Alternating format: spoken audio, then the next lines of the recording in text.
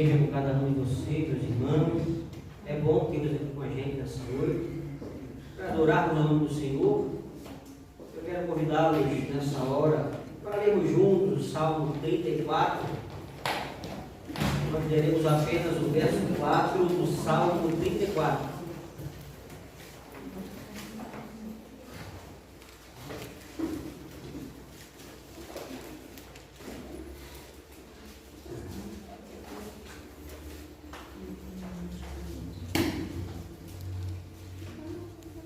Salmo 34, versículo 4, diz assim a palavra do Senhor: Busquei o Senhor e Ele me acolheu, livrou-me de todos os meus temores. Esse é o momento do culto no qual nós nos apresentamos diante do Senhor, colocando diante dele a nossa vida. Sabemos que cada um de nós, apesar de andarmos com o Senhor, erramos muito, não é verdade?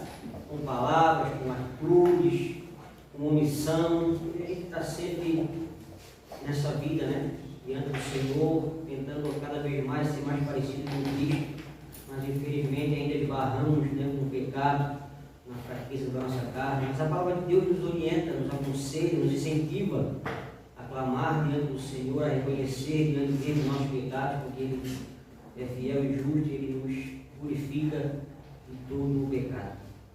Quero convidar a nossa irmã Teresa que estivesse orando nesse momento, nessa oração de confissão diante do Senhor.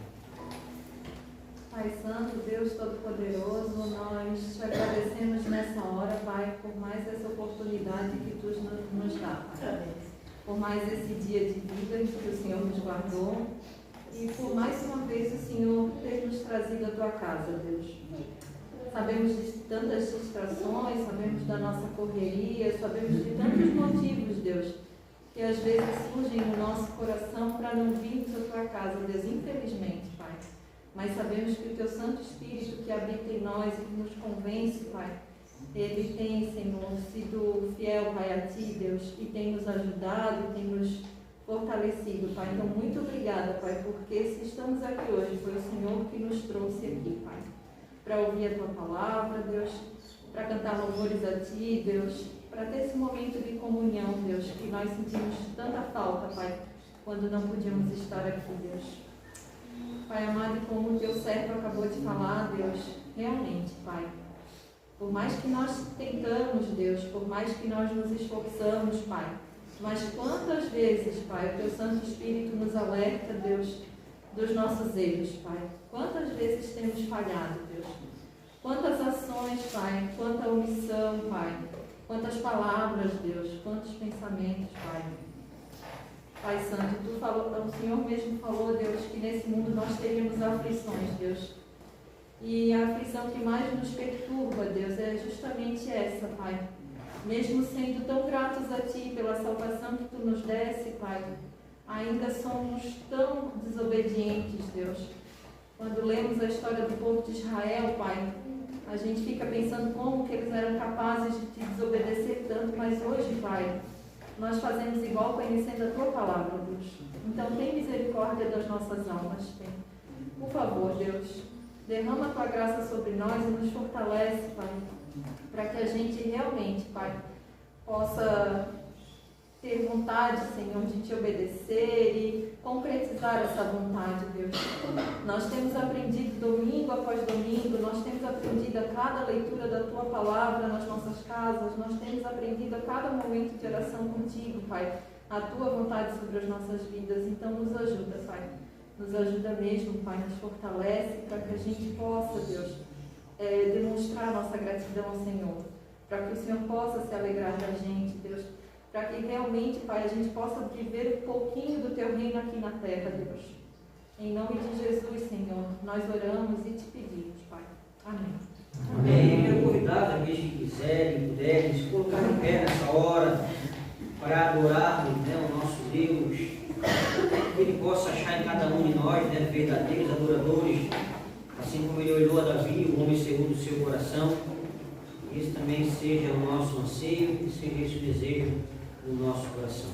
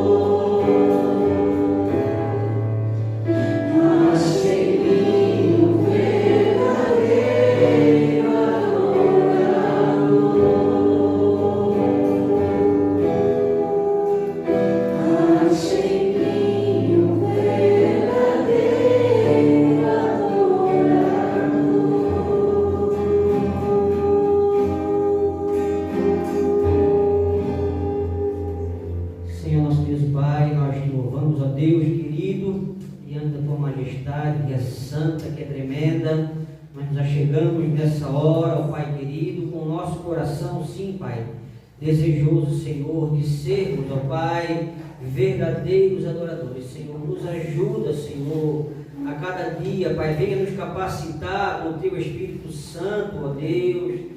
Deus, que sejamos a cada dia mais parecidos com o Teu Filho, Jesus Cristo, Senhor, oh Pai da glória. Venha mesmo, Pai, ungir, Pai, a cada um de nós, Senhor, venha nos revestir com a autoridade que vem do Senhor, ó Deus. Deus, que venhamos a cada dia, ó Pai, caminhar diante do Senhor, caminhar de acordo com a Tua palavra, com a Tua vontade, ó Deus. Ensina, Pai, nos ajuda. Somos carentes do Senhor, ó Pai. Venha de encontro a cada um de nós nessa noite, Senhor. O Senhor conhece cada um de nós aqui chegou, ó Pai. Contempla a cada um do nosso coração, Senhor. Oh, Pai querido, o Senhor é um Deus soberano sobre os céus e a terra. O Senhor é Deus absoluto, Senhor, que nós louvamos ao Senhor pela Tua soberania, pela Tua misericórdia derramada sobre a vida de cada um de nós. Nós oramos no nome de Jesus. Amém. Amém. Esse último canto que a gente estará cantando, aqueles que trouxeram seus dízimos e ofertas poderão estar depositando no gasofilácio. Tu és soberano.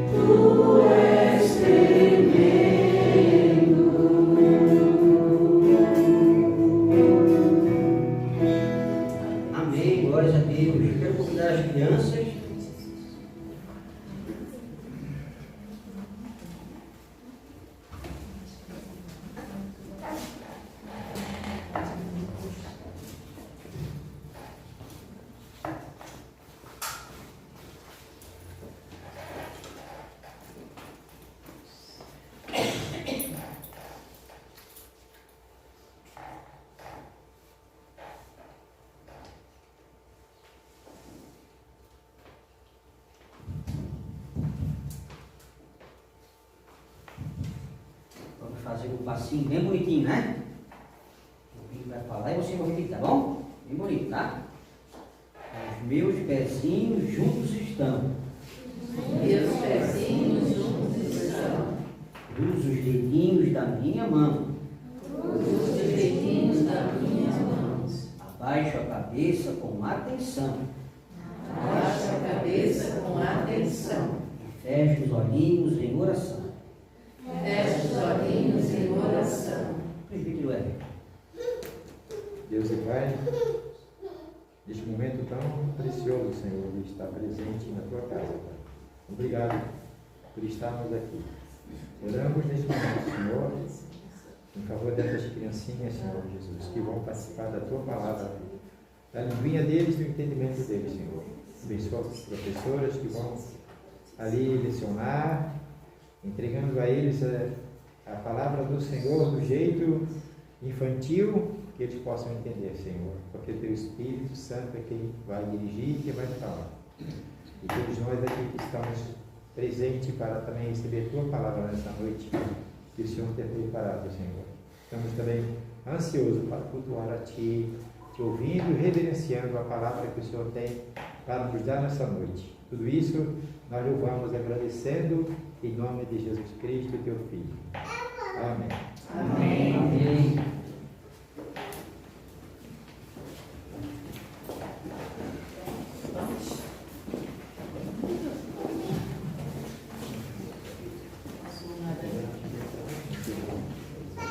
Ai, Gabriel, vamos cá um dia.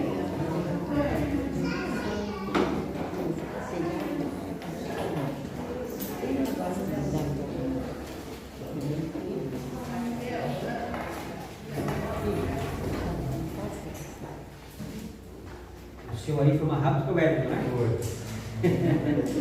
Está bom, a oração é sempre válida, né? Meus irmãos, boa noite a todos mais uma vez, né? Sejam todos bem-vindos na casa do Senhor. Domingo passado nós demos uma quebrada, né? Na nossa série de pregações de 1 Samuel. Falamos a respeito da igreja missionária, né? Agosto era o mês das missões, então a gente finalizou o mês de agosto trazendo uma palavra direcionada à missão da igreja no mundo. E hoje eu quero continuar com vocês na nossa série de exposições do primeiro livro de Samuel. E hoje eu quero ler com vocês o capítulo 11. 1 Samuel, capítulo 11.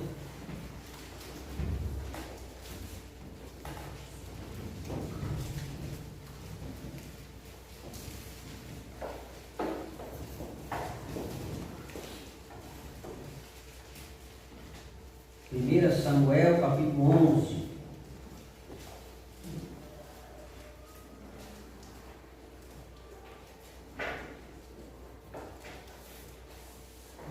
Todos acharam? Diz assim a palavra do Senhor: Então subiu Naás, amonita, e sitiou a Jabes de Gileade. E disseram todos os homens de Jabes a Naás: Faze aliança conosco e te serviremos. Porém Naás, amonita, lhe respondeu: Farei aliança convosco sobre a condição de vos serem vazados os olhos direitos, trazendo assim vergonha sobre todo Israel. Então os anciãos de Jabes lhe disseram: Concede-nos 7 dias para que enviemos mensageiros para todos os limites de Israel, e não havendo ninguém que nos livre, então nós entregaremos a ti. Chegando os mensageiros a Gibeá de Saul, relataram este caso ao povo. Então todo o povo chorou em voz alta. Eis que Saul voltava do campo atrás dos bois e perguntou: Que tem um povo que chora? Então lhe referiram as palavras do Senhor de Jabes, dos homens de Jabes. E o Espírito de Deus se apossou de Saul quando ouviu estas palavras, e acendeu-se sobremodo a sua ira. Tomou uma junta de boi, cortou em pedaços e os enviou a todos o território de Israel por intermédio de mensageiros que dissessem: Assim fará os bois de todo aquele que não seguia Saul e Samuel.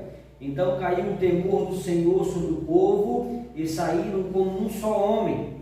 Contou-os em Bezeque dos filhos de Israel, havia 300.000 dos homens de Judá, haviam de Israel 300.000 e os homens de Judá 30.000. Então disseram os mensageiros que tinham vindo: assim direi aos homens de Jabes de Gileade: amanhã, quando aquentar o sol, sereis socorridos. Vindo, pois, os mensageiros e anunciando aos homens de Jabes, estes se alegraram. E disseram aos amonitas: amanhã nos entregaremos a vós outros, então nos fareis segundo o que vos melhor parecer. Sucedeu que o outro dia Saul dividiu o povo em 3 companhias, que pela vigília da manhã vieram para o meio do arraial e feriram Amon, até que se fizesse sentir o calor do dia. Os sobreviventes se espalharam e não ficaram 2 deles juntos. Então disse o povo a Samuel: quem são aqueles que diziam: reinará Saul sobre nós? Trazei-os para aqui, para que hoje matemos. Porém Saul disse: hoje ninguém será morto, porque no dia de hoje o Senhor salvou Israel. Disse Samuel ao povo: vinde, vamos a Gilgal e renovemos ali o reino. E todo o povo partiu para Gilgal, onde proclamaram Saul seu rei, perante o Senhor, a cuja presença trouxeram ofertas pacíficas. E Saul muito se alegrou ali com todos os homens de Israel. Vamos orar mais uma vez? Senhor nosso Deus e Pai, nós estamos diante da Tua palavra, Pai, que é santa, que é transformadora, que é ela que faz, Senhor, com que nós venhamos a conhecer a verdade, porque o Senhor se manifesta através da Tua palavra. Eu peço que o Senhor, com poder e graça, nessa hora, Pai, venha usar da nossa vida, Senhor, que possamos transmitir com fidelidade a Tua santa e bendita palavra, e que ela nessa noite encontre, Pai, corações dispostos, Senhor, a ouvir e colocar em prática aquilo que a Tua palavra tem nos ensinado, domingo após domingo. Que o Teu Santo Espírito, ó Deus, venha iluminar a nossa mente, o nosso coração, para que venhamos, Senhor, compreender a Tua palavra, que o nosso coração nessa noite seja um solo fértil e que a Tua palavra possa gerar frutos na vida de cada um dos meus irmãos. Contempla a vida de cada um deles. O Senhor conhece o mais íntimo de cada coração. O Senhor conhece as alegrias, tristezas, as aflições que eles têm enfrentado. Eu peço que o Senhor, da Tua misericórdia, vá de encontro a cada um deles, Pai. Não permita que nada venha atrapalhar a entrega da Tua palavra. Nos dirija, nos conduza, em nome de Jesus. Amém. Amém. Amém. Nós pulamos o capítulo 10, e no capítulo 10, Samuel narra, o capítulo 10 narra a unção de Saul como príncipe de Israel. É interessante que no capítulo 8 ele usa sempre a palavra rei, e quando ele vai ungir a Saul, ele usa a palavra príncipe, dá a ideia de que o rei de Israel, o soberano, que sempre foi e sempre será, só existe um rei, o Senhor, Rei dos Reis, de Senhor dos Senhores, o Deus de Israel. Mas só que Deus, ele é tão misericordioso que ele levantou um Salvador para o povo. O povo clamou porque queria um libertador, e Deus, na sua misericórdia, mesmo tendo o povo rejeitado a Israel, rejeitado ao Senhor, como nós já falamos aqui muitas e muitas vezes, né? Por trás do pedido de Israel por um rei, havia ali a rejeição de Deus como rei de Israel. Então Saul, ele era o tipo físico de um rei. Ele era alguém muito forte, muito alto, bonito demais era Saul. Ele era tão bonito e tão forte que não tinha ninguém em Israel que se comparava a ele. Os mais altos de Israel, tipo assim eu, né, batiam apenas no ombro de Saul. Tamanho era esse homem, né? Era um homem grande, bonito. Mas é interessante que o texto ele só evidencia as qualidades físicas e pouco se fala as qualidades, né, em termos de caráter, a qualidade interior que nós também precisamos ter. Porque nós sabemos que a força de nada vale diante das situações da vida. Pode ser que a nossa força seja bom para quando a gente vai encher uma laje, para quando a gente vai cavar uma sapata, fazer alguma coisa forte, né, Sérgio? Aí a força vale. Mas quando as situações da vida sobrevêm, enfermidades e tantas provações, de nada vale a nossa força. Então Saul, ele foi o rei escolhido por Deus. pelo povo, e Deus concede aquilo que eles pediram. Eles queriam ser igual às outras nações, e eles seriam igual às outras nações. Então Samuel ele unge, né, a Saul, no capítulo 9, no versículo 21, ele é ungido, né? E Saul tenta se esquivar. Quando Samuel diz para Saul, ali no capítulo 9, no versículo 21, olha, vai ser o novo rei de Israel, e ele tenta se esquivar. Assim como fez Gideão, eu sou o menor, a minha tribo é a menor, eu sou o menor da minha família, a nossa família é a família menor que tem. Ele tenta então se esquivar dessa responsabilidade. E é aceitável essa hesitação de Samuel, de Saul. Imagine se chegasse aqui algum mensageiro de cavalo, né, com uma carta dizendo: Oswaldir de Ávila, você é o novo presidente dos Estados Unidos. Arruma o teu cabelo, faça a barba, que tu serás o novo presidente. Ou então chegasse, né, alguém para Nilma, vai ser quando a rainha Elizabeth morrer, daqui uns 300 anos, a senhora será a nova rainha da Inglaterra. Como que a gente se sentiria? É uma responsabilidade muito grande, na verdade. Então Saul ele teve medo dessa responsabilidade, ele fica quieto, ele não fala para ninguém aquilo que Samuel havia dito para ele. E de fato a tribo de Benjamim era a menor que tinha, então o Saul ele se sente desqualificado para assumir essa responsabilidade, ser rei sobre Israel, governar sobre alguma coisa, ser líder de uma igreja. Enfim, quanto mais autoridade nos é dada, mais nos é requerido a responsabilidade pelaquela função que nós venhamos a desempenhar. E Saul ele fica assim um pouco meio que desconfiado dessas palavras, e Samuel vai dizer assim que 3 coisas iriam acontecer. Em primeiro lugar, ele encontraria 2 homens que diriam a ele que as jumentas tinham sido encontradas. No versículo 3 do capítulo 10, só volta a página rapidinho para a gente se interagir aqui com o texto. Após esses 2 homens encontrarem, né, esse era um sinal que isso aconteceu.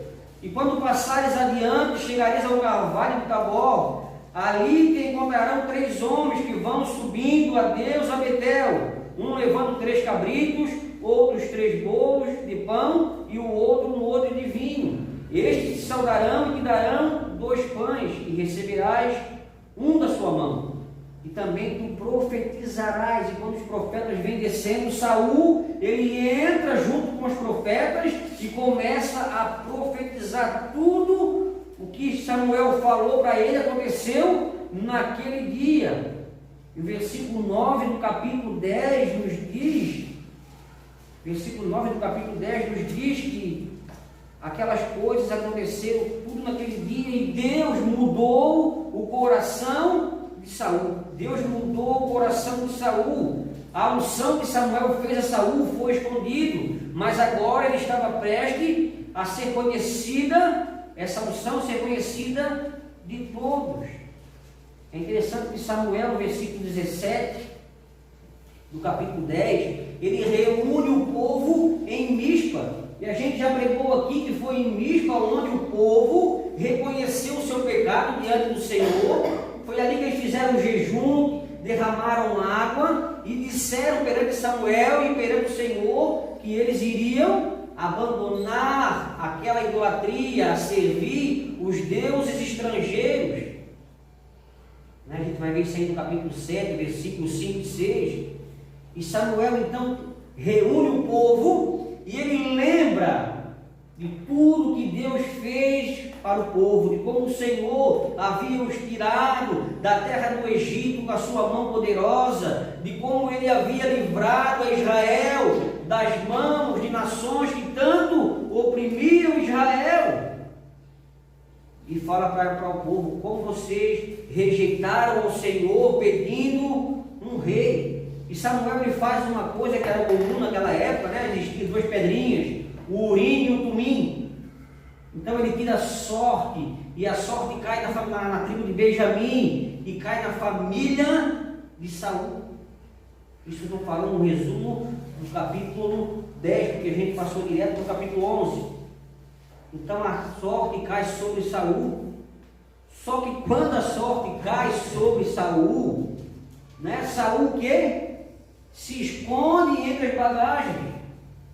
Se nós tivéssemos traduzido essa palavra, né, e pudéssemos dizer na linguagem contemporânea de governador Celso Ramos, e principalmente da dona Lucina para frente, e Saul era um pardelão, né? Vocês conhecem essa palavra? Aquele pardelão se escondeu nas bagagens. Ele era tão tímido, tão temeroso, que ele se esconde dentro das bagagens.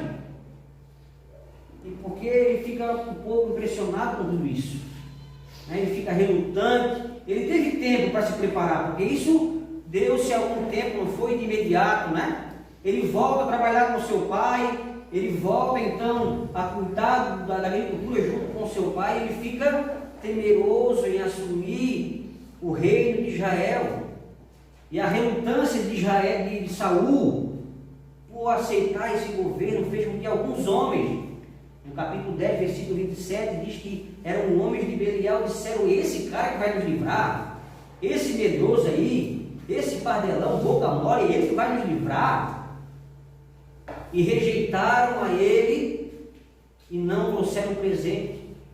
E Saul sai dali, mas Saul precisava, para exercer a função no qual ele havia sido escolhido, uma capacitação da parte de Deus.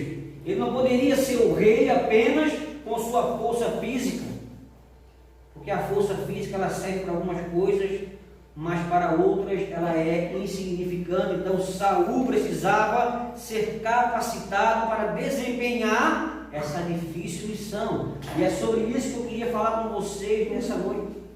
Deus, o rei que capacita. Deus, o rei que capacita. Em primeiro lugar, a capacitação de Saul para livrar o povo. O texto que nós lemos diz que Naás, a amonita, subiu contra uma cidade de Jabes de Gileade. E esses amonitas, eles eram os descendentes de Ló. E quando Israel sai do Egito, Deus diz para que a terra deles não seja invadida. Eles passam de largo, eles não invadem por obedecer às ordens do Senhor. E esses descendentes então de Amon eram dos filhos de Ló. A palavra nos diz que a filha de Ló tiveram relação com seu pai e nasceram filhos após a destruição de Sodoma e Gomorra. E esse filho então de Ló com a sua filha, o Amon, é o pai desses homens que agora se levantam contra o povo de Jabes Gileade. Opa, pai! Eles se levantam então contra esse povo de Israel. Esse povo, então, o Amon, que tinha sido poupado, já entrou em guerra outras vezes com Israel também. Juízes 3:13 vai dizer que eles foram lá e roubaram o território, porque eles diziam: essa terra que vocês roubaram é dos amorreus, e essa herança pertence ao nosso pai. Então eles reclamavam isso. E ele cerca então essa cidade, no versículo 1, né? Sitiou, cercou para a guerra Jabes Gileade. Então há ali um cerco, e essa cidade então é a cidade mais próxima do Rio Jordão, e ficava a 35 quilômetros do mar da Galileia. E os moradores de Jabes Gileade disseram assim o seguinte: a Naás, faça uma aliança com a gente e nós te serviremos. Só que esse homem, ele é um homem perverso. Naás queria o quê? Fazer uma aliança, mas com uma condição: furaria o olho direito de cada um deles. E essa prática, né, de arrancar o olho, quando era prisioneiro de guerra, eles furavam os 2 olhos, assim como fizeram com Sansão, lembra? Furaram os 2 olhos de Sansão e zombavam dele. Mas aqui o fato de furarem apenas um olho é porque apenas com um olho, esse homem que havia sido o olho vazado, ele se tornaria inútil para a guerra. Ele perderia a noção de profundidade e essa visão periférica, né, que a gente tem, né? Quando a gente vai para lá, né, de rabo de olho, né? quando a mulher está renegada com a gente, que ela olha a visão periférica dela, né, que ela olha assim de rabo de olho, a pessoa que tinha o olho vazado não tinha como fazer isso. Era isso então que Naás propôs ao povo de Israel com a intenção de humilhá-los, porque eles não poderiam mais guerrear, mas poderiam ainda assim trabalhar e gerar lucro para aqueles que haviam dominado o povo. Então os anciãos se reúnem e mandam mensagem ao povo de Israel pedindo o quê? Ajuda, nós precisamos de ajuda. E quando os mensageiros chegam então à cidade Gibeá de Saul, que fica a 5 quilômetros de Jerusalém, eles falam a notícia do sítio que havia sido proposto em Jabes de Gileade, e o povo, ao ouvir isso, eles começam a chorar, eles ficam preocupados, eles começam a se lamentar.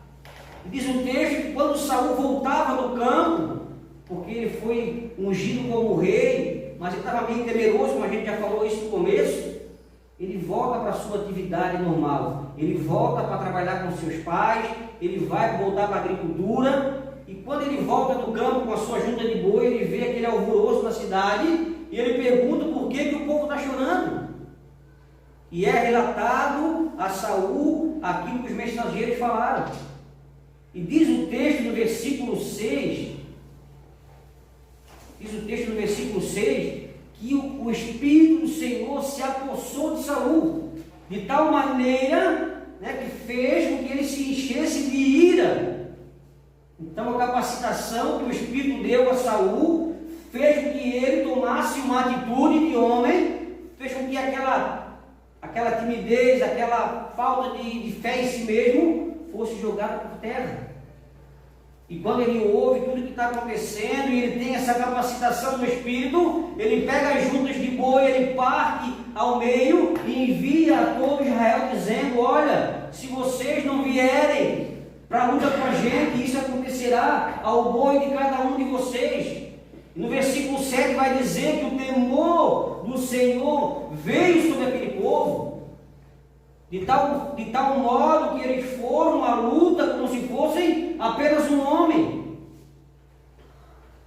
E ao ouvirem a ajuda que teriam os moradores de Jabes de Gileade, vão dizer que ficam felizes, se alegram com o livramento que seria a ajuda deles. E Deus então ajuda Saul, o capacita, dá estratégia para ele, estratégia de guerra, e ele vence a batalha, e ele se firma como rei de Israel. Essa é a seção, a continuação do texto. Através da capacitação que Deus deu a ele, através do Espírito Santo, ele venceu a guerra, ele se tornou um homem, um H maiúsculo, não se escondia mais na bagagem, não se escondia mais atrás das coisas, e ele, através dessa capacitação, venceu a guerra, e fez então que o seu nome fosse confirmado como rei em Israel. Aqueles homens que o zombaram, aqueles homens que não deram crédito a ele, teriam que reconhecer aquilo que Deus fez através da vida de Saul, porque Saul foi capacitado, ele teve uma capacitação vinda do Espírito Santo. E quando nós aplicamos essa palavra para as nossas vidas, assim como Saul foi capacitado pelo poder do Espírito Santo, nós também, a Igreja de Cristo, é capacitada com o Espírito Santo a vivermos diante do Senhor. Porque Saul estava temeroso, ele reconhecia a sua incapacidade. E nós, muitas das vezes, também nos encontramos assim como Saul diante das situações da vida. Quando somos confrontados, quando somos desafiados a tomarmos uma posição, a assumir algum cargo, a fazer uma mudança na nossa vida, nós ficamos temerosos e achamos que nós não somos capazes, e ficamos então encolhidos, achando que Deus não é capaz de capacitar a sua igreja, e Deus faz isso. Quantas pessoas aqui nessa noite talvez não se dedicam ao ministério por dizer, a qualquer ministério da igreja, ao dizer: eu não sou capaz, eu não tenho condições, eu sou o menor, não tenho tanto entendimento. Isso é mentira, Porque cada um de nós é capacitado por Deus a vivermos diante dele e a exercermos aquilo que Deus chamou para cada um de nós fazer na obra dele. Então, meu irmão, nessa noite, se você pensa em fazer alguma coisa para a obra do Senhor, assumir um cargo na igreja, assumir uma postura mais reta diante do Senhor, você pode contar sim com a capacitação de Deus. Isso que é algo maravilhoso de servir a Cristo. Porque a fraqueza nossa evidencia a força de Deus. Quando o apóstolo Paulo ora por 3 vezes para que aquele mensageiro de Satanás fosse afastado dele, a resposta que ele tem é: a minha graça te basta. 2 Coríntios 12, versículo 9, a minha graça te basta, porque o poder se aperfeiçoa na fraqueza. E é nessas horas que nós nos sentimos tão pequenos diante das situações, é nessa hora que há o agir de Deus sobre as nossas vidas. Eu digo para vocês que muitas das vezes eu queria desistir de estudar, porque eu achava que eu não ia ser um pastor, porque eu achava que eu deveria ser igual fulano de tal, mas não, Deus chama e Deus capacita cada um de nós. Aquilo que Ele colocou no nosso coração, as nossas habilidades, os dons que Ele nos deu, Ele nos capacita a vivermos para Ele e fazer com que o nome dEle seja conhecido. Porque a religião cristã, ela não é uma religião de inteligentes, de pessoas intelectuais, não somente isso. E ninguém consegue essa capacitação pela sua força física, pela sua inteligência e nem mesmo pela sua condição financeira. Infelizmente é o que tem acontecido na maioria das igrejas. A pessoa não tem o dom para estar onde ela está, mas o dízimo dela é tão bom que ela ocupa um lugar de liderança, de preeminência na igreja por causa da força do seu dinheiro, da força do seu dízimo. Mas isso não funciona no reino de Deus. Tudo que nós somos, meus irmãos, tudo o que nós somos é por causa de Cristo. Se nós viermos a ser um bom pregador, a ser alguém que canta bem no louvor, alguém que tem a facilidade de evangelizar, alguém que é envolvido na obra do Senhor, tudo isso é por causa de Cristo. João 15, versículo 5 nos diz: eu sou a videira, vós os ramos. Quem permanecer em mim e eu nele, este dá muito fruto, porque sem mim nada podeis fazer. Então a comunidade cristã é uma comunidade de pessoas simples, pessoas comuns, que tem a diferença de ser capacitada pelo Espírito Santo. É o Espírito Santo que nos edifica e que faz com que nós nos apresentemos diante de Deus, levemos o Evangelho com ousadia. É Ele que nos capacita. Se a gente for para pensar nos discípulos de Jesus, Ele pega 12 pessoas, Judas o traiu, mas Ele pega o quê? Pescadores. Ele poderia pegar o quê? Poderia ir na faculdade da época, pegar as pessoas mais entendidas, poderia pegar aqueles que conheciam da lei, poderia pegar pessoas intelectuais que existiam ali, na liderança dos judeus, mas não é isso que ele faz. Ele pega 12 homens simples, assim como eu e vocês somos, e através da capacitação que esses homens têm, eles abalam o mundo daquela época. Quando Pedro e João vão falar diante do Sinédrio, tamanha era a capacitação do Espírito, que as pessoas disseram: mas como é que eles falam essas coisas? Não são todos eles galileus? Tamanha era a capacitação que esses homens tiveram ao testemunhar com ousadia Cristo ressurreto. Quando Pedro e João chegam no templo, e aquele homem está ali pedindo esmola, Ele assim, ó, eu não tenho nem ouro nem prata, mas aquilo que eu tenho, ou seja, a capacitação que eu tenho, a unção que eu tenho no Espírito Santo, eu te digo, levanta e anda. E foi isso que aconteceu, diz o texto, não foi isso que aconteceu? E esse homem andou. Então nós precisamos sim da capacitação que vem de Deus. Precisamos sim estudar e ir atrás, mas isso de pouca valia há se não tivermos a capacitação que vem de Deus. Atos dos Apóstolos, capítulo 1, verso 8, nos diz: mas recebereis poder ao descer sobre vós o Espírito Santo, e sereis minhas testemunhas, tanto em Jerusalém, como toda a Judéia e Samaria, e até os confins da terra. Mas recebereis poder, recebereis capacitação. É isso que a obra de Deus faz na vida de pessoas como eu e você. Essa capacitação que vem de Deus e faz com que nós venhamos a proclamar, com que nós venhamos a falar uma palavra para alguém, direcionada, vinda do céu. E quando isso acontece, é algo maravilhoso. De repente, tu chega para conversar com alguém, numa conversa casual, tu fala um assunto, e aquela palavra que tu fala, ela toca no coração daquela pessoa. E a pessoa fala assim: foi Deus que te enviou aqui porque eu estava precisando. Ouve isso. Isso é capacitação. Isso é o revestimento que a igreja tem acesso e muitas vezes não acessa. Às vezes viemos aqui na força do hábito e nunca experimentamos algo transformador da parte de Deus. Assim como Saul ele foi capacitado para livrar o povo de Israel, nós, eu e você, a igreja de Cristo, somos capacitados para levar as boas novas de salvação, de libertação, de cura do ano aceitável do Senhor. Não há poder que resista à capacitação dada por Deus.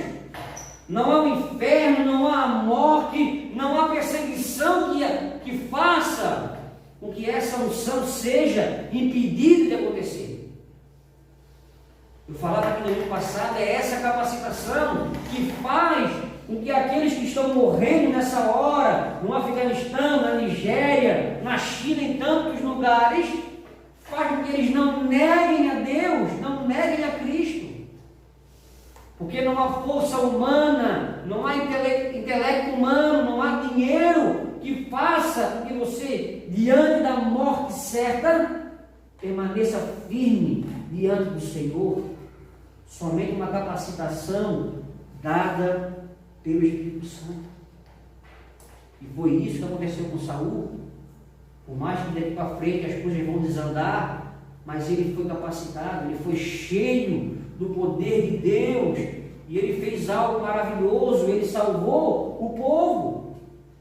E quando nós somos capacitados por Deus, ao levar a palavra, ao levar o Evangelho, assim como Saul, nós também somos agentes que vão transformar pessoas e vamos tirar muitas vidas da boca do inferno, da boca de Satanás, que está só pronto para tragar aqueles que andam desapercebidos.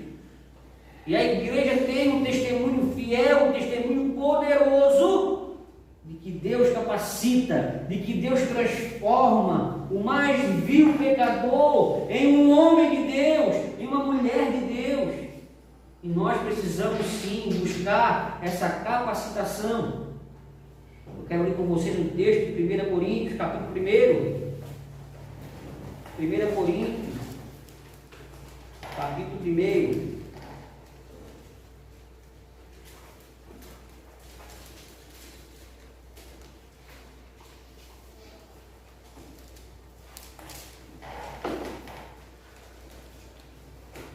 Eu quero ler com vocês do versículo 26 ao 29, 1 Coríntios, capítulo 1, versículo 26 até o 29.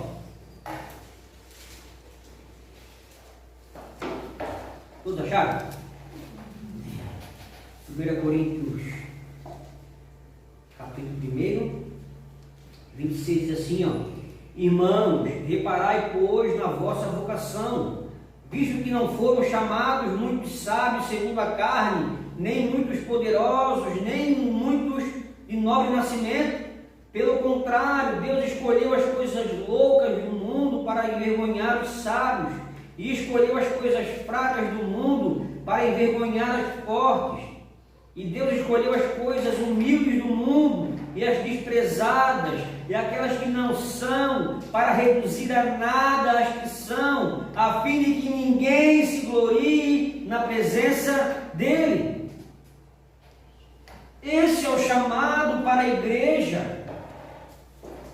Deus não está preocupado em chamar só as pessoas que possuem um conhecimento elevado, não.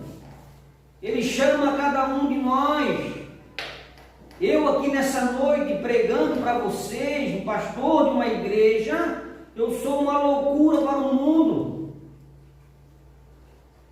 A gente é um escândalo porque nós andávamos nos nossos delitos e pecados, nós andávamos longe da presença de Deus. Mas quando houve a capacitação, a transformação do coração, aí a gente passa a proclamar, passa a falar e passa a ser o quê? Uma loucura para aqueles que nos olham. É interessante quando a gente está conversando com alguém que há muito não se falávamos, né? Aí alguém fala comigo assim: tá, como é que tu estás? Estavas preso em algum lugar, puxasse alguma cadeia, alguma coisa? Ele assim: não, agora eu sou pastor da igreja. É engraçado a reação das pessoas, né? Capacitação que Deus dá de usar as coisas loucas do mundo, as desprezíveis, aquelas que ninguém dá um real. Talvez nessa noite você se considere assim: poxa vida, eu sou tão fraco, meu testemunho é tão pequeno. Mas eu falo para você, meu irmão, minha irmã, com a capacitação que há no Espírito Santo, Deus pode te usar de maneira poderosa para ser uma bênção na vida das pessoas, para ser a luz daqueles que andam em trevas, para ser o caminho e a direção daqueles que nesse momento querem se matar, que nesse momento eles querem desistir da vida. Como é bom fazer parte da vida de alguém que queria se matar e que hoje teve um encontro com o Evangelho e ele quer viver, ele quer proclamar, ele quer estar diante do Senhor. Oh, coisa maravilhosa! Então a capacitação é isso que vai fazer com que eu e você venhamos a ter um coração ardendo pelo Senhor. Mas em segundo lugar, o reconhecimento da capacitação. Após a vitória, né, que o Senhor deu a Israel por intermédio de Saul, alguns homens do povo, né, disseram assim: tá, aquele pessoal lá no capítulo 10, versículo 27, que viram que Saul estava escondido na bagagem e o desprezaram, homens de Belial, homens de conduta errada, trapaceiros. Vamos trazer esse pessoal aqui para que a gente venha o quê? Matá-los, porque é isso que eles merecem. Então o povo quis matar aqueles que foram contra Saul no versículo 27 do capítulo 10. E Saul poderia muito bem ter agido com vingança. No versículo 12, acompanha comigo. Então disse o povo a Samuel: quem são aqueles que diziam: reinará Saul sobre nós? Trazei-os aqui para que hoje matemos. Esse era o sentimento daqueles em relação aos outros. Mas a resposta de Saul, né, é uma resposta surpreendente. Saul poderia pagar o mal com o mal, não poderia pagar o mal com o mal? E essa é a maior ideologia do mundo, uma das maiores. É a gente pagar o mal com o mal. Né? Saul poderia muito bem ter feito isso. Eu não reinarei sobre vocês? Vem aqui, manda matar todos eles. Não é isso que o texto nos diz. A resposta de Saul no versículo 13, surpreendente. Porém disse Saul: hoje ninguém será morto, porque no dia de hoje o Senhor salvou a Israel. Há o reconhecimento da parte de Saul que a vitória que ele tinha conquistado tinha sido a ajuda de Deus, e realmente foi, porque é Deus quem luta as lutas do seu povo, é Deus quem vai na frente como um rei, embaiando a sua espada. E Saul então tem esse discernimento e diz: hoje ninguém será morto, porque o Senhor foi quem livrou e salvou a Israel. Então Saul reconhece que a capacitação que ele teve o coração transformado, por mais que depois ele venha tropeçar, por mais que depois ele venha se desviar do caminho do Senhor, mas nesse momento da história dele, há um flash de sanidade, ao reconhecer que a capacitação dada foi por Deus. Porque ele poderia muito bem dizer assim, eu sou o cara mais alto que tem na minha rua, na minha cidade, eu sou o cara mais inteligente, eu sou o cara mais forte, eu sou o cara mais rico, então por isso que eu faço e acontece. Mas não é isso que Saul fala. Ele podia muito bem associar a grande vitória ao número de soldados que ele tinha, eram muitos. E Saul era um homem grande, um homem forte. Mas ele associou a capacitação a um reconhecimento da parte de Saul. Ele atribui a vitória ao Senhor Deus de Israel.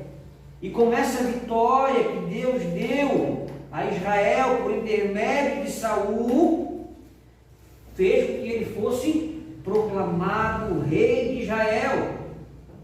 Ele recebe a profecia de Samuel. Ele é levado diante do povo e por fim ele tem o quê? A aceitação do povo de Israel. E Samuel então convida o povo para ir até Gilgal. Gilgal foi o primeiro lugar que Josué colocou o pé quando eles entraram na terra prometida. E Saul então agora ele se alegra diante do povo, e o povo também se alegra junto com Saul. Eles fazem ali o quê? Ofertas pacíficas, reconhecendo a força de Deus. Então houve por parte de Saul o reconhecimento de quem o havia capacitado. Houve o reconhecimento por parte de Saul de quem o havia capacitado. Quando nós aplicamos esse texto para nossas vidas, nós precisamos também reconhecer que tudo que nós venhamos a fazer, nada é por causa de nós. Nós fazemos uma coisa muito bem, atrapalhar a obra do Senhor. A obra de Deus ela vai continuar, a missão de Deus ela vai continuar. Porque Deus falou que Ele abençoaria, Deus falou que Ele traria a redenção sobre toda a sua criação. Então tudo que acontece, se nós falamos alguma coisa para alguém, e essa pessoa vem a aceitar a Cristo, a honra, a glória é de Deus. Romanos 11:36 diz: porque dele, por meio dele, para ele são todas as coisas, a ele pois a glória eternamente. Amém. Paulo chega a dar um amém, tamanho esse mistério, tamanho essa profundidade das palavras, né? E nós, meus irmãos, nessa noite, nós temos o privilégio de sermos o quê? Instrumentos. Instrumentos na mão do Senhor. 2 Coríntios 4, versículo 7 diz que nós temos esse tesouro que é o Evangelho em vasos de barro, para que nós não venhamos a nos gloriar diante do Senhor achando que é por causa de nós. Se todas as vezes que a gente for fazer algo no nosso ministério, seja você da SAF, pregador, cantor, ministério infantil, qualquer coisa que você vier a fazer na igreja, e se isso vier ao teu coração, poxa vida, como eu faço as coisas, poxa vida, trocou de pastor, a igreja fluiu, claro pastor, o vídeo é o melhor, como o louvor está bom, é porque eu estou tocando melhor. Como as coisas acontecem na igreja também por causa da diaconia. Tudo o que acontece é por meio de Cristo. Tudo o que acontece é a capacitação que é dada a cada um de nós. Sem essa capacitação, meus irmãos, nós seremos bons fariseus. Guardaremos algumas partes da lei. E guardaremos algumas coisas que nós não temos tanta dificuldade. E apontaremos as dificuldades dos outros irmãos, e é isso que tem acontecido. Eu não tenho dificuldade com o adultério, mas o fulano lá tem dificuldade. Então, assim, eu sou santo em detrimento daquele outro irmão. O irmão não toma uma cerveja, eu não bebo cerveja, mas eu tenho as caidadas. Então a gente começa a ser santo aos nossos próprios olhos, e isso diante do Senhor de nada vale. O texto de Isaías que é maravilhoso. Toda a nossa justiça própria, sem a justiça de Cristo, diante do Senhor não passa de trapos de imundícia, de panos sujos com sangue e com pinhos de uma pessoa leprosa. Essa é a nossa justiça diante do Senhor.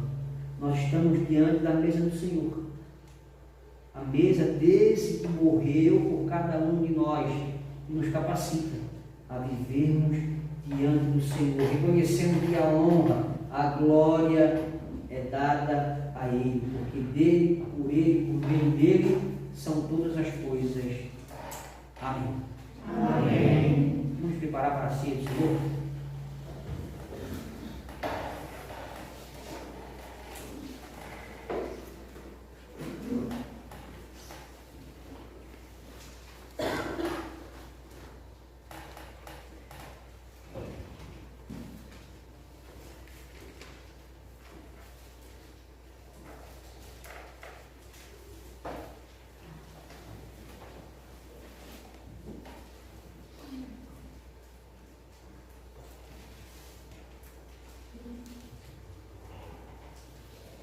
Primeira Coríntios capítulo 11, versículo 3 em diante.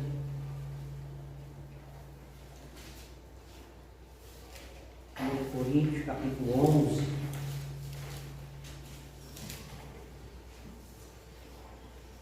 diz assim a palavra do Senhor: eu recebi do Senhor, que também vos entreguei. O Senhor Jesus, na noite em que foi traído, tomou o pão, tendo dado graças, o partiu e disse: isso é meu corpo, que é dado por vós. Fazei isto em memória de mim. Por semelhante modo, depois de haver ceado, tomou também o cálice, dizendo: este cálice é a nova aliança no meu sangue. Fazei isso todas as vezes que o beberdes em memória de mim. Porque todas as vezes que comeis este pão e beberdes o cálice, anunciais a morte do Senhor até que Ele venha. Por isso, aquele que comer o pão ou beber o cálice do Senhor indignamente será réu do corpo e do sangue do Senhor. Examine-se, pois, o homem a si mesmo, e assim coma do pão e beba do cálice. Vamos nos colocar de pé. Quero convidar aqui na frente os nossos irmãos presbíteros. Hoje temos 2. Então nós estamos diante da palavra do Senhor, diante desse sacrifício maravilhoso, perfeito, santo e único. E há uma instrução da parte do Senhor para que todas as vezes que nós participarmos desse momento, deve haver em cada um de nós um autoexame. Cada um de nós deve sondar o seu coração. Cada um de nós deve olhar diante desse Deus que se entregou por cada um de nós, que morreu naquela cruz, nos capacitando a viver a vida cristã. Esse símbolo da morte de Cristo, ele precisa ser algo muito vívido em nosso coração, porque foi através desse sacrifício que nós fomos capacitados com o poder do Espírito Santo a desempenharmos a caminhada cristã. E todas as vezes que nós fazemos isso, nós anunciamos que Cristo morreu, que Cristo ressuscitou e que Ele vai voltar para levar a cada um de nós. Então esse é um memorial daquilo que Deus fez por cada um de nós em Cristo, nos capacitando, e cabe a cada um de nós reconhecer essa capacitação dada a cada um de nós. Vamos orar. Senhor nosso Deus e Pai, louvamos ao Senhor pela Tua bondade, pela Tua misericórdia, Senhor. Estamos diante da Tua mesa, ó Pai. Nós nos achegamos diante da Tua presença, Senhor, glorificando o Teu nome, Pai, porque tamanho sacrifício, Senhor, o Senhor realizou por cada um de nós. E o Senhor morreu por cada um de nós, pela igreja de Cristo reunida nesse lugar, nessa noite. E através do Teu Espírito Santo, o Consolador, aquele que faz com que nós venhamos a lembrar tudo que o Senhor ensinou para cada um de nós, nos capacita, Pai, a andarmos na Tua presença, a vivermos em novidade de vida, a buscarmos o Teu reino, a buscarmos as coisas do Senhor. Porque se dependesse da vontade do nosso coração humano, carnal, caído, nós nunca estaríamos aqui nessa noite diante da Tua presença. E nós louvamos, ó Pai, por esse sacrifício maravilhoso, essa capacitação que nos é dada. E há em nós, Pai, nessa noite o reconhecimento e a gratidão por tamanho privilégio, porque o Senhor subiu aos céus e deu aos homens dons, capacitou a Tua igreja com dons, com tantas coisas, Pai, que edificam, Senhor, que fazem com que nós andamos diante do Senhor. Consagra esses elementos, Pai, em nome de Jesus. Amém. Eu quero convidá-los, aqueles que forem participar da ceia do Senhor, a permanecerem de pé para estar participando desse momento.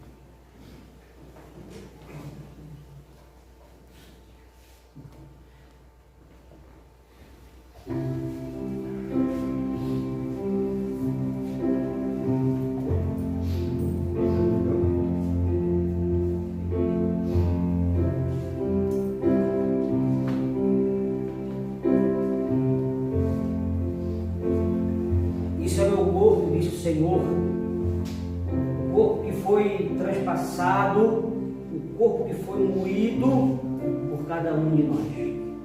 Há no corpo de Cristo a marca do amor de Deus, que moeu o seu Filho. Aqueles açoites que Ele levou, nós era quem merecíamos, nós é que deveríamos ser escarnecidos, mas Ele tomou sobre Ele as nossas pisaduras, as afrontas Ele tomou sobre Ele. E nessa noite nós temos o privilégio de participar do corpo e do sangue do nosso Senhor e Salvador Jesus Cristo. Que coisa maravilhosa.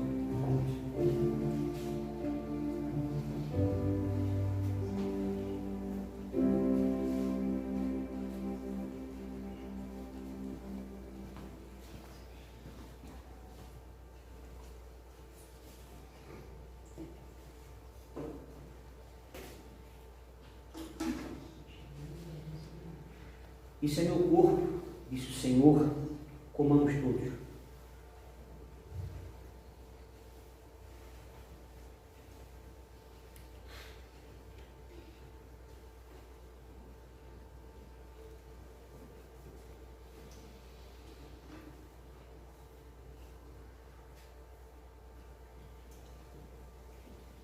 Depois de haver ceado, Ele pegou o cálice e disse: isso é meu sangue derramado para que cada um de nós pudéssemos nessa noite estarmos aqui diante do Senhor, porque essa é a única maneira de nós nos apresentarmos diante do Senhor. É o sacrifício que nos limpou, o sangue derramado de Cristo purifica o nosso pecado e faz com que Deus olhe para cada um de nós e não nos consuma com o seu olhar que é santo, Ele veio na obra de Cristo, a justiça de Cristo, o seu sangue derramado. E nós podemos então fazer parte desse momento glorioso, desse anúncio de tudo aquilo que Ele fez por cada um de nós. Esse cálice da nova aliança,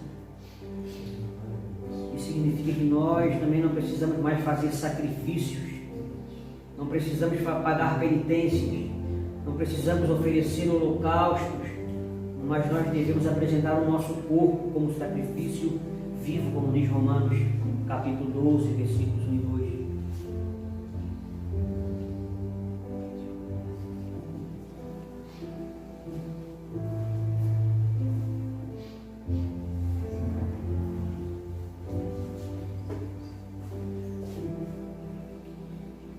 Esse é meu sangue, Senhor, bebamos todos.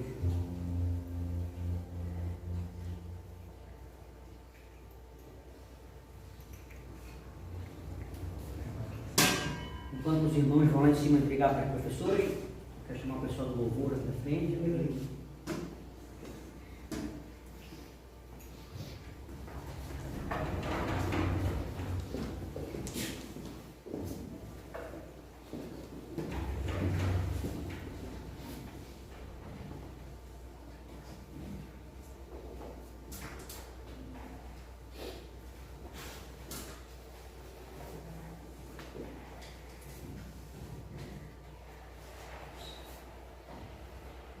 Após haver ceado, diz a palavra, eles cantaram um hino.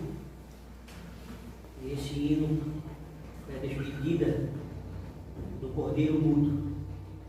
O Cordeiro que foi levado ao matadouro, para que cada um de nós nessa noite pudéssemos estar aqui, capacitados pelo Espírito Santo, transformados pelo sangue dele.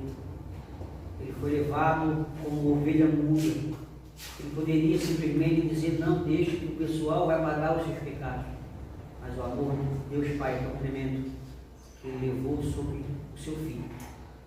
E esse Cordeiro mudo faz com que eu e você nessa noite possamos já chegar diante do Senhor, através do seu sangue que foi derramado.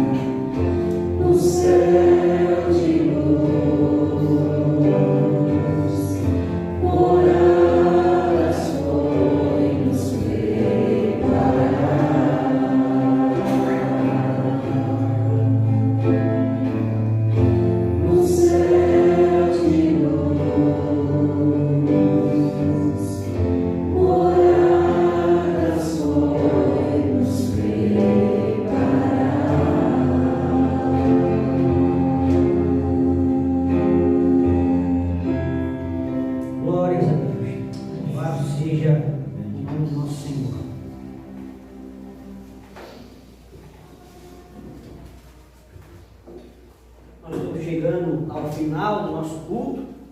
Acabou até a bateria do microfone. Isso eu nem falei muito hoje, né? Então vamos nos colocar de pé. E essa semana também nós tivemos alguns aniversariantes, né? Ontem 2 pessoas, né, aniversariaram. O Ananias, que não está aqui, e a dona Julieta também ontem fez mais um aninho de vida. É isso? Então quero convidar. Quem? A Renata também, essa semana. Fazer quietinha, escondidinha, né? Está mais experiente, né?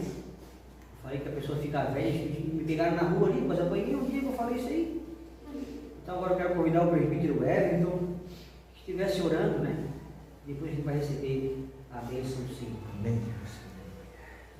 Senhor meu Deus, muito obrigado, Senhor Deus, pela sua oportunidade, Senhor, de estarmos aqui, confraternizando com os irmãos, Senhor, possamos estar meditando na semana, Senhor, todas as coisas que a gente tem vivido, as dificuldades, as angústias, os medos, e olhando sempre também com esperança, com alegria, sabendo que o Senhor cuida de nós, Senhor, está conosco e não nos desampara, Senhor.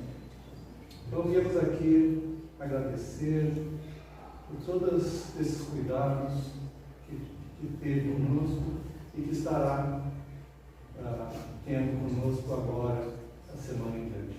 Muito obrigado, Senhor.